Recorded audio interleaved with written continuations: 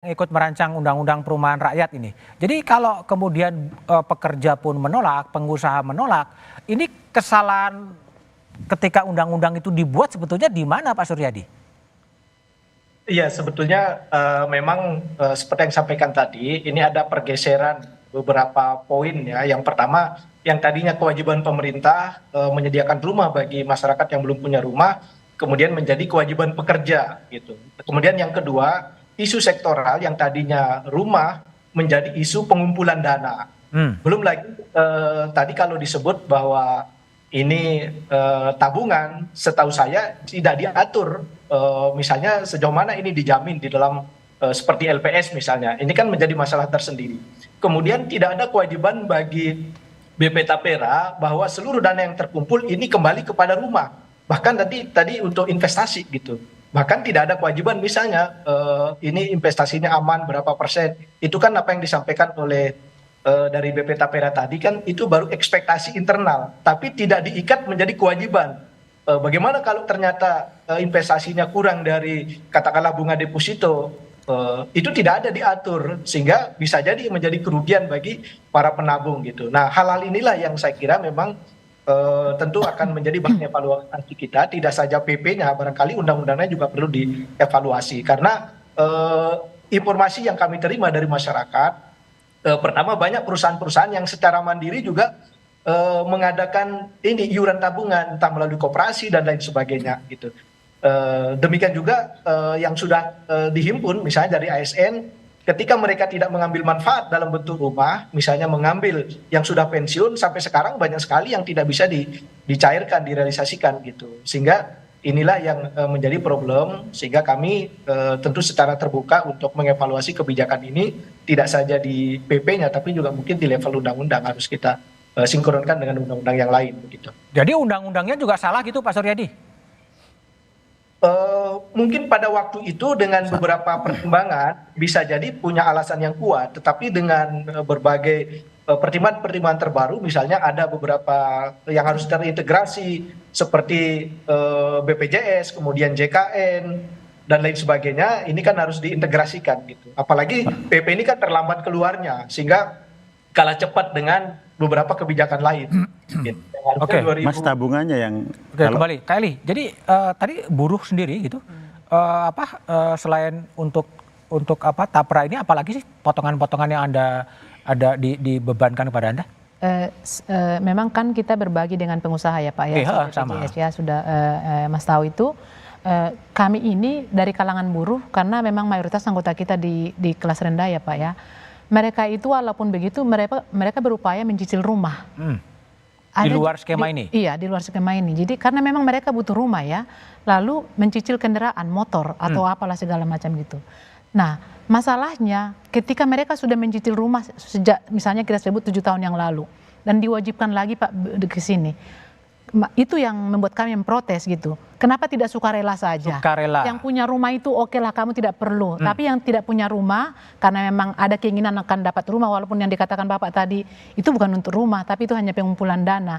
Justru sekarang ini menjadi pertanyaan buruh itu adalah bagaimana mungkin saya nabung saja tidak bisa tapi boro-boro saya mau menabung ke sana sementara itu tidak bisa saya prediksi kapan saya akan bisa mendapatkan itu. Ditambah faktor tadi soal pengelolaan kasusnya Asabri. Ya semuanya dengan kesana memang jadi kita sebenarnya tidak terlalu pernah memikirkan itu tapi dengan adanya ini aduh gimana ya nanti pengelolaan uangnya jangan-jangan nah buruh seperti itu Pak pemikirannya. Akhirnya sekarang ini tidak ada kepercayaan bahwa ini akal-akalan pemerintah mungkin ini dalam tanda kutip ya mungkin memang karena sebentar lagi beliau akan selesai menjabat jadi ada membuat sebuah undang-undang ini memang kami melihat dari 2016 ini Pak undang-undang ini ya dengan lamanya menjadi ada PP di 2020 lalu sekarang lalu nanti kita akan diimplementasikan 2027 artinya ada masalah di sini Pak. Ada masalah apa?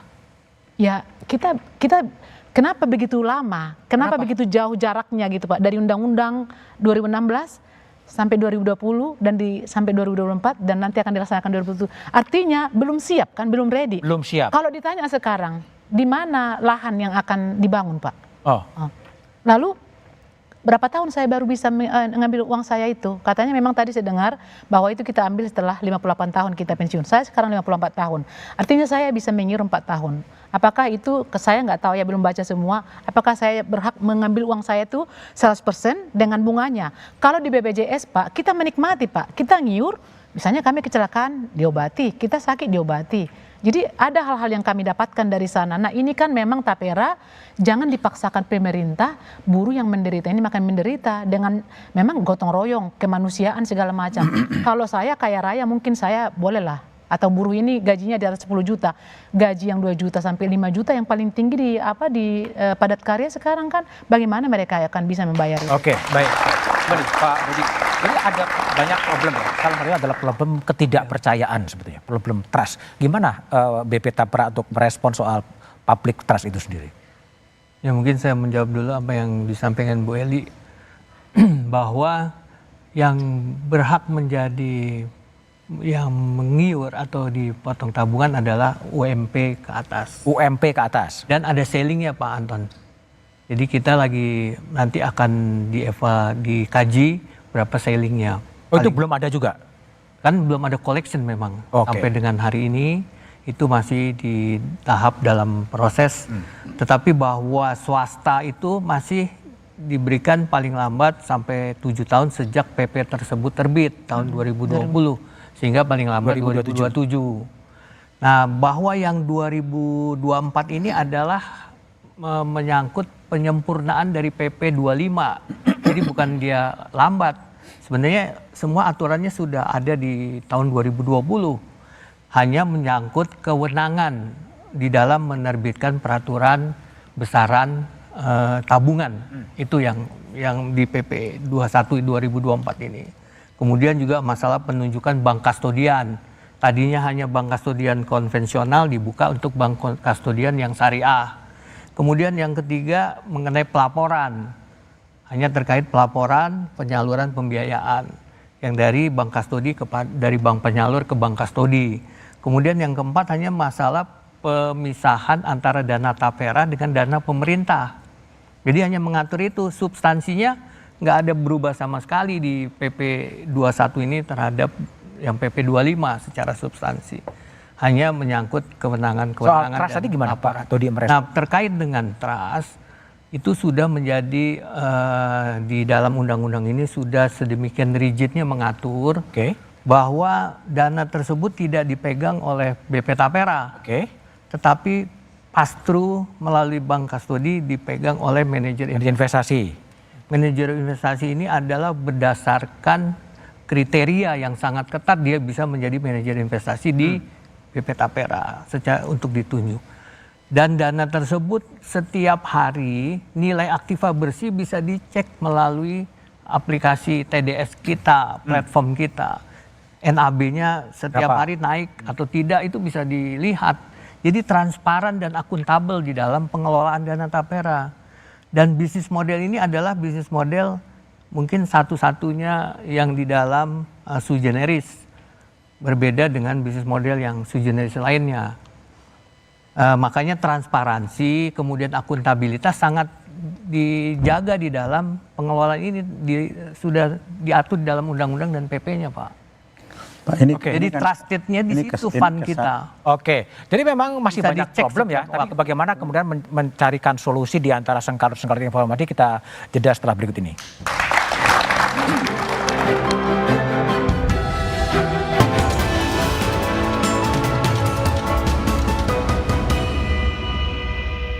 Presiden Joko Widodo menerbitkan aturan iuran dana untuk tabungan perumahan rakyat atau TAPERA. Salah satu isi aturannya yakni iuran 3% dari gaji pekerja yang wajib dibayar setiap bulan. Aturan ini menuai polemik. Seperti apa pengelolaan dana yang dihimpun? Bagaimana pemerintah menjamin dana TAPERA aman dan bermanfaat bagi pekerja? Simak pembahasannya dalam Satu Meja The Forum, Rabu 29 Mei, pukul 8:30 malam, live di Kompas TV. Presiden Joko Widodo menerbitkan aturan iuran dana untuk tabungan perumahan rakyat atau TAPERA. Salah satu isi aturannya yakni iuran 3% dari gaji pekerja yang wajib dibayar setiap bulan. Aturan ini menuai polemik. Seperti apa pengelolaan dana yang dihimpun?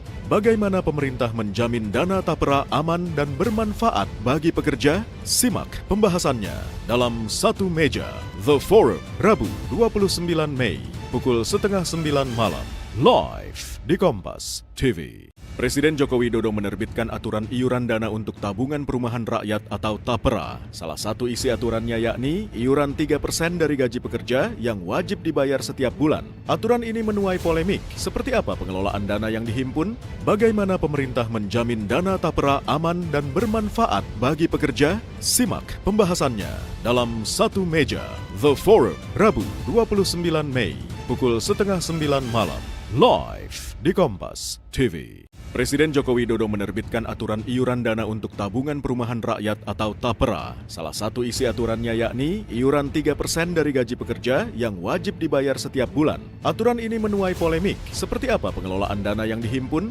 Bagaimana pemerintah menjamin dana TAPERA aman dan bermanfaat bagi pekerja? Simak pembahasannya dalam Satu Meja The Forum, Rabu 29 Mei, pukul 8:30 malam, live di Kompas TV. Presiden Joko Widodo menerbitkan aturan iuran dana untuk tabungan perumahan rakyat.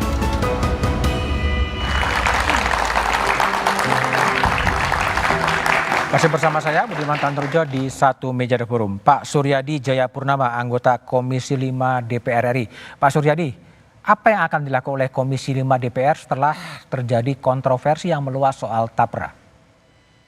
Ya, saya kira yang paling tepat dilakukan oleh DPR adalah melakukan evaluasi terhadap peraturan pemerintah, bahkan tidak saja PP-nya ya, juga pada level undang-undang. Karena faktanya selain ada pro kontra di tengah masyarakat, juga ada yang perlu diintegrasikan, misalnya dengan beban-beban sejenis, ya, misalnya ada BPJS, kemudian ada JKN dan lain sebagainya, agar isu tentang penyediaan perumahan ini bisa diselesaikan, namun tidak membebani masyarakat secara luas, ya, terutama para pekerja dan pekerja mandiri. Gitu. Saya kira ini tidak tabu bagi DPR untuk melakukan koreksi terhadap kebijakan yang sudah diambil. Oke, baik Pak Suryadi. Pak Anton, political review tadi yang akan diambil oleh DPR, minimal dari Pak Suryadi. Apindo apa yang diharapkan? Sangat mendukung apa yang dikatakan Pak Suryadi ya. Jadi perlu ada satu evaluasi secara keseluruhan Pak. Artinya untuk mengembalikan kepada prinsip-prinsip yang benar. Karena kalau kita lihat unemployment kita kan besar Pak. Jujur saja kita seringkali di Indonesia Pak Didi memakai istilah yang lain kali orang bingung. Pengangguran kita 8 juta sesuai BPS. Tetapi kalau kita lihat Omnibus Law Ketenagakerjaan yang menjadi konsideransi itu pencari kerja 45,8 juta. Nah di dalam membuat kebijakan mengacu ke 8 juta atau 45,8 dan ini sebelum Covid.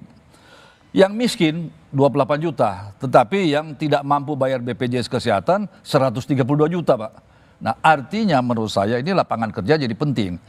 Investor ini kalau mau masuk di satu negara juga akan melihat good governance dari pemerintah itu. Nah kalau kita tidak menafikan kaidah-kaidah seperti tadi ini, apakah ini insurance, apakah ini tabungan, dan kalau tabungan dipaksakan dan seterusnya, ini kan membuat untrust, orang kehilangan kepercayaan. Oleh karena itu sekarang lebih baik kembalikan kepada yang katakan prinsip sebenarnya. Kalau ini dan yang sakitnya buat kita ya Pak, pekerja dan pengusaha, di samping tentu angka-angka saya udah baca tadi, kita ini objek dari dua undang-undang, satu BPJS, satu objek dua undang-undang. Ya.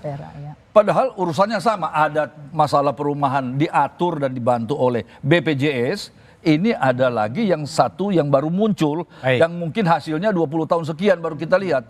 Nah oleh karena itu kita sangat mendukung agar supaya direview kembali. Kalau perlu ya undang-undang dirubah dan kita mengusulkan Pak Dodi ini sebaiknya sudah, tentunya bukan kewenangan Pak Dodi.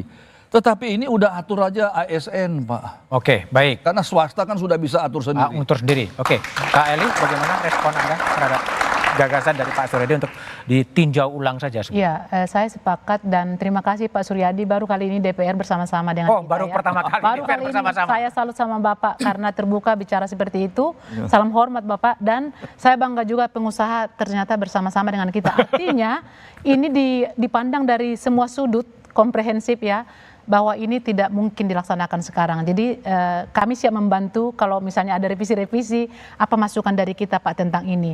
Karena kalau dipaksakan pun ini akan menjadi masalah. Akan menjadi Jadi masalah. kita mendukung nanti bagaimana pemerintahan kita ke depan ini bisa melindungi masyarakat dengan baik dan benar tanpa membebani kita yang memang kita masih mengharapkan bantuan yang maksimal dari pemerintah.